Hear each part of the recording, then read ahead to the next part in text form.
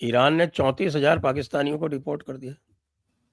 अच्छी बात है, तो उठा के फेंक देना चाहिए पाकिस्तानियों को, क्योंकि ईरान के साथ भी तो इनका, आप देख रहे हैं ना, ईरान के साथ भी तो मसले बढ़ गए इनके। ईरान और पाकिस्तान के भी मसले बढ़ गए हैं। और वैसे एक बात है, पाकिस्तान आपको कभी सरप्राइज नहीं करेगा। पाकिस्तान में ऐसे कितने कांड होंगे, अगर हम हर एक घंटे में पाकिस्तान को कवर करें सर, हर एक घंटे कर सकते, क्योंकि इतने वहां कुछ ना कुछ कांड होता रहता है और ये जो कांड चलता रहता है। अब ईरान पे थोड़ी बात करें। देखिए, ईरान ने बड़ा अच्छा काम किया। ईरान ने अमेरिका का फुद्दू बनाया, फिर ईरान ने फिर अमेरिका को गोली दी है। परसों रात की बात है, तो ट्रम्प कह रहे थे नहीं जी मेरी ये ईरान से न्यूक्लियर डील चल रही है, मैं कर लूंगा, हो रही है नहीं हो रही है। बेंजामिन नेतन्याहू कह रहा भाई एक बात बताओ, डील हो रही है तो बताओ, नहीं तो जाके हम इनको ठोक दे, काम खत्म करें। कहता नहीं नहीं नहीं, अभी रुको, मैं डील कर रहा हूँ, डील कर रहा हूँ। तो फिर अचानक परसों, I think around 48 hours back, Khamenei आते हैं और बोलते हैं भैया अमेरिका के साथ कोई डील नहीं हो रही है हमारी, हमने आपका न्यूक्लियर प्रपोजल डस्टबिन में डाल दिया।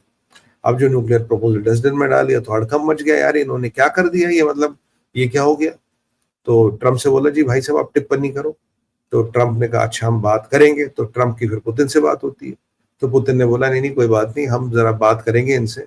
और ट्रम्प ने इनको बोला हमारे पास समय नहीं है, हम जाके जल्दी बात करो, नहीं तो हम जाके तुम्हारा जो ये न्यूक्लियर इंस्टॉलेशन इनको उड़ा देंगे। इजराइल तैयार बैठा। अब इजराइल की समस्या क्या है सर, इजराइल के पास GBU-75 तो दे दिया इन्होंने, जो बंकर बस्टर है, जो नीचे तक जाता, पर जो B2 बॉम्बर चाहिए उसको डिलीवर करने के लिए वो इजराइल के पास तो है नहीं, वहां फिर अमेरिका के पास बात करनी पड़ेगी। तो इजराइल परेशान है, मतलब भाई साहब बताओ क्या करना है। खमीनी ने बोल दिया मैं एनरिचमेंट नहीं रोकूंगा। उससे पूछे क्या तकलीफ है तेरी, कहता अगर मैंने एनरिचमेंट रोकी तो ये ईरान के साथ गद्दारी होगी। कहता अच्छा। कहता ईरान के साथ गद्दारी होगी तो जो इस्लामिक रेवोल्यूशन हुआ था 1979 में, उसके साथ गद्दारी होगी। अगर उसके साथ गद्दारी होगी तो इस्लाम को मैंने धोखा दे दिया। तो अब यहाँ इस्लाम का एंगल उसने डाल दिया। कहता अब मैं एनरिचमेंट नहीं रोकूंगा। फिर खबर आई इस्लाम बीच में आ गया तो एनरिचमेंट नहीं रुक सकता, क्योंकि इस्लाम ये सीधा इस्लाम से, संजय सर सीधा भी इस्लाम से गद्दारी। कहता अब ये नहीं रुक सकता, मतलब मुल्क रहे ना रहे पर इस्लाम से गद्दारी नहीं होगी, पर ये नहीं रुकेगा। तो फिर सुनने में आया है कि फिर अमेरिकनों ने लास्ट ऑफर दिया था, कह रहा तुम 3-3.5% एनरिचमेंट कर लो, जिससे ये न्यूक्लियर आइसोटोप्स और ये बिजली घरों के लिए फ्यूल बनेगा, न्यूक्लियर पावर के लिए फ्यूल बनेगा, वो कर लो। तो उस पर भी खमेनी ने मना कर दिया। फिर तीसरा ऑफर दिया, बोलता भाई साहब ऐसा करो, हम एक बॉडी बना देते हैं आपके लिए, सऊदी के लिए, कतर के लिए, और एक आध और जो मिडिल ईस्ट में चाहे, उससे हम ये न्यूक्लियर फ्यूल बना के 3.5% एनरिचमेंट करके देंगे। उस पर खमेनी कहता मुझे कुछ नहीं करना। और वास्तविकता यह है 408 किलो यूरेनियम इसके पास पड़ा है एनरिच्ड, राइट टू 60%, जिससे मैं पहले अब कहता था, इजराइल भी कहता, जिससे लगभग 10 बम बन सकते हैं। 90% एनरिचमेंट पे 40-42 किलो में एक बम बनता है, उतना रखा। हाँ, और तो 90% एनरिच करना बाकी है ना। हाँ, ये 60 से 90% का गैप बाकी है, पर इतना उसने। और सर आपको बताओ लास्ट 3 महीने में इन्होंने 144 किलो एनरिच किया। जब ये अगराची ट्रम्प को घुमा रहा था ना, इस जुम्मा, अगले जुम्मा, फिर उस जुम्मा बात करेंगे, अपना घुमा रहा। इतना ही नहीं, इतने में ईरान ने क्या किया सर, जो इजराइल ने इनके एयर डिफेंसेस को ठोक दिया था, इन्होंने रशियन से बात करके जो भी उसमें रिपेयर मेंटेनेंस अपग्रेड हो सकता था वो करा लिया। ठीक है जी। और इन्होंने एक रिपेयर मेंटेनेंस करा लिया। और कल जो खबर आई, तो ये हमेशा ईरानी कह रहे थे हम तैयार है, इजराइल तुम्हारे, हम तैयार है। मैं सोच रहा था इनके पास है क्या। मैं यार दिस सो रेडी कि हम तैयार है, हम तैयार है, आओ हम तुम्हारा इंतजार कर रहे हैं। क्योंकि 2 चीजें, 3-4 चीजें। पहली बात, ईरान को ये पता अगर हम इजरायली आएंगे तो हमारा फोकस पूरा IDF की तरफ है, वी आर फुली प्रिपेयर्ड। दूसरी चीज, जो इनके S-300 वगैरह थे, जो भी उसमें रिपेयर मेंटेनेंस, जो भी रशिया से अपग्रेड वगैरह करवा रहे थे, इनका एक BVR 999 है, उसको भी इन्होंने अपग्रेड करा दिया। जो भी ये करा सकते थे करा लिया। अब तीसरी बात, इनको पता है कि अगर GBU-75 लोगे तो B4 बॉम्बर चाहिए। B4 बॉम्बर फिलहाल ट्रम्प देगा नहीं, तो इजराइल आके कुछ ज्यादा उखाड़ नहीं पाएगा जब तक उनके पास GBU-75 नहीं हो, जो सबसे बड़ा बंकर बस्टर है। चौथी बात, एक जो कल इन्होंने, खमीनी ने एक झटका दिया। कल खमीनी ने अनाउंस किया, कहता जी ईरान ने एक मिसाइल बनाई है, मिसाइल का नाम है कासिम बशीर। कह रहा ये फर्स्ट INS बेस्ड मिसाइल है। INS बेस्ड मिसाइल का मतलब है इसमें सैटेलाइट बेस्ड नेविगेशन नहीं चाहिए, ये गायरोस्कोपिक नेविगेशन और जो एक्सेलेरोमीटर्स होते हैं उस पर ये चलेगी। तो जैसे अभी दर्शकों का क्वेश्चन होगा कि इंडिया के पास है अग्नि 1, 2, 3, ये 100% आईएनएस बेस्ड मिसाइल है। अग्नि 5 K-15 जैसे 100% आईएनएस बेस्ड मिसाइल है। अग्नि शौर्य आईएनएस बेस्ड मिसाइल है। कुछ हमारे पास मिसाइल हैं जो बाकी है, that is INS plus GPS. जैसे हमारा अपना जीपीएस है नाविक, नाविक प्लस आईएनएस, तो दोनों में से एक सिस्टम दोनों में चलेगा। तो इंडिया ने आईएनएस ही ने एक हाइब्रिड टेक्नोलॉजी भी बनाई है। आईएनएस मतलब इनर्शियल नेविगेशनल सिस्टम। हाँ, इनर्शियल नेविगेशन सिस्टम, जिसमें एक्सटर्नल आपको जीपीएस के कोऑर्डिनेट्स की जरूरत नहीं पड़ेगी। अब ये कह रहे हैं कि इसकी रेंज है 1200 किलोमीटर, और इसमें अब ये सिस्टम जो है ये संभवतः ईरान ने जो उसका एक्सिस ऑफ रेजिस्टेंस जिसे कहता होती हिजबुल्लाह वगैरह वो दे दिया। अब सोचिए अगर ये मिसाइल होतियों के पास आ गई तो रेड सी में कोई भी जहाज पिन पॉइंट एक्यूरेसी के साथ टारगेट कर सकते, पहली बार।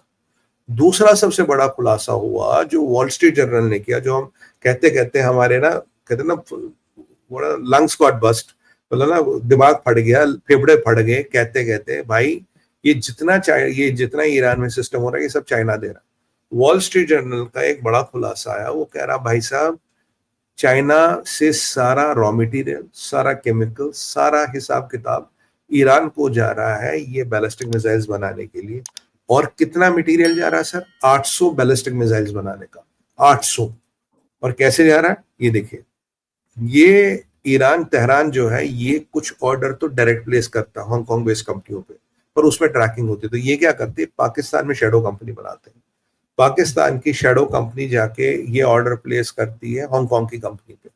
हांगकांग में एक कंपनी है, उस पर हांगकांग की कंपनी मेनलैंड से माल मंगाती है हांगकांग के लिए, वहां से ही आता पाकिस्तान, पाकिस्तान से चमन बॉर्डर के थ्रू ये जाता है ईरान।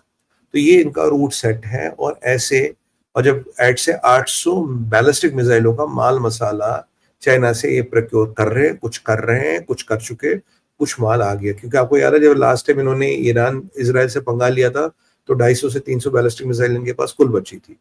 तो तो अभी अगर हम ईरान की बात करें, अपना 144 किलो यूरेनियम एनरिच किया, अपने एयर डिफेंस सिस्टम ठीक कराया, अपनी टनल वनल का हिसाब किताब ठीक कराया, अपना ये आईएनएस बेस्ड मिसाइल डेवलप कर लिया, चाइना से माल मंगा लिया, और जो प्रॉक्सीज है इजराइल की, ईरान की, उनको और सशक्त कर लिया। और जब चाइनीज गवर्नमेंट से पूछा भैया ये माल काहे को दिया, चाइना कह रहा हमें तो पता ही नहीं। ये वही वाली बात है कि कुछ भी आप अमेरिका भेज दो, अगर अमेरिकन बॉर्डर ने पकड़ा, आप इंडिया भेजो हमने पकड़ा, एज यूजुअल चाइनीज कस्टम को कुछ नहीं पता रहता। बट ये वही चाइना है, वहां अगर एक व्यक्ति सीसीपी के अगेंस्ट मुंह भी खोलेगा, एक बात बोलेगा, उसका एटीएम से पैसा निकलना रुक जाएगा, उसको जहाज की टिकट नहीं मिलेगा, उसको रेल की टिकट नहीं मिलेगी, उसके राशन पे भी लिमिट लग जाता। बट इसी चाइना में 800 मिसाइलों का मटेरियल जा रहा है, निकल रहा है, और यही चाइना कहता कि मुझे तो पता ही नहीं क्या हुआ, कहाँ जा रहा है। मतलब चाइना का एक्सपोर्ट कंट्रोल डेड है सेंसिटिव मटेरियल्स के लिए। और सोने पे सुहागा क्या था सर, जो हमारा हमेशा अंदेशा था। देखिए दुनिया में कोई भी हरामखोरी का काम हो और पाकिस्तानी इन्वॉल्व हो, ऐसा हो नहीं सकता। कल एक पाकिस्तानी को यूएस ने कन्विक्ट किया है। क्यों किया था? ये क्या करता था, यूएस ने एक छोटी मोटी शिपिंग कंपनी, क्या मान लीजिए कुछ whatever you want to call it, इसने चलाई थी। ये क्या करता था, ईरान से मटेरियल लेता था, और ईरान से मटेरियल लेके पहले सोमालिया ले जाता था, सोमालिया से फिर ये ले जाता था यमन।